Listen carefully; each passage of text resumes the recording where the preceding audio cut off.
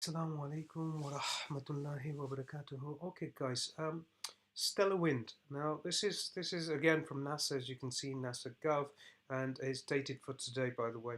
Now, what we've got is some stellar wind coming from the opposite direction of our sun. Now, this is the direction, as in, i.e., the sun would be somewhere here, and this is the direction that the stellar wind comes in from, where you can see the Earth, the daylight side of the Earth, and then you've got the dark side of the Earth pointing backwards in the opposite direction.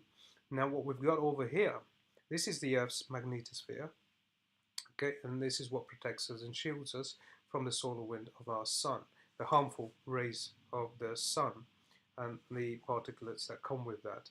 Now what we've got is another stellar wind, another source for a stellar wind coming from a different direction, which obviously suggests that there is another celestial body, which is a star, functions just like our sun, and produces stellar wind, and that stellar wind is coming from behind us, as you can see, the dark side of the Earth, right? There shouldn't be no stellar wind coming from the dark side of the Earth. The stellar wind always, always, always comes from the bright side of the Earth because it's sun facing.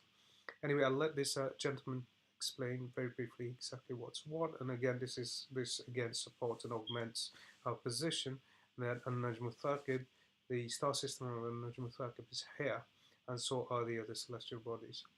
It's hard to see. I know it's another excuse not to see this stuff, right? But the point is that we've got a second stellar wind clearly coming from a different direction on this magnetosphere. Okay. Now, here's why I wanted to show this to you, because this is something I see every day.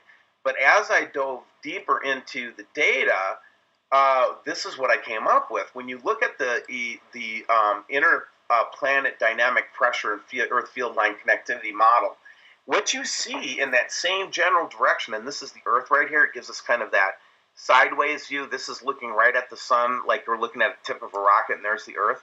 And we see these strange and very powerful beams of energy that actually take a sheath of their own. So in other words, a sheath of energy is coming right off of our own sun and then connecting to these 2 points in space, which are behind us, by the way, right?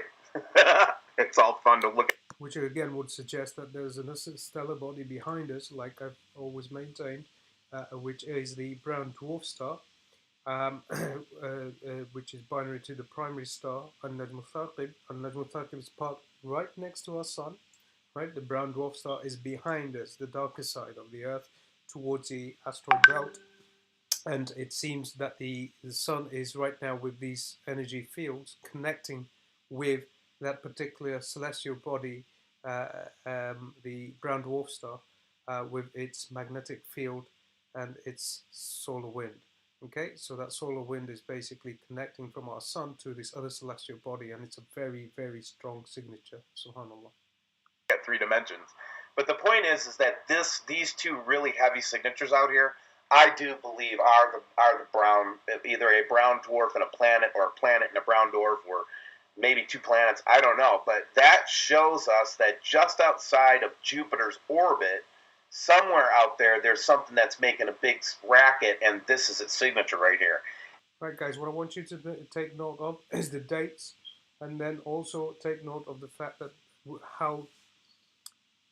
how long it's been that we've maintained this position. We haven't changed our position, so we've always said that this is a binary star system, making it a trinary system. One is our sun itself, and the other is the An-Najm Thaaqib with other celestial bodies with it, and it's parked next to our sun. Hence why they're using the solar sun simulator to substitute and cloak our sun at the same time, to be honest, and then and obscure whatever's around our sun. And then you've got this other celestial body, which is the brown dwarf star, which is behind us, and this is something that we've always maintained. Please go back to the channel and you find that the narrative hasn't changed since. And now we've got real scientific evidence merging from NASA's own like data database, which basically I guess augments and supports our position. Subhanallah. Anyway, jazakallahu khairan wa assalamu for your time. Assalamu alaikum wa rahmatullahi wa barakatuh.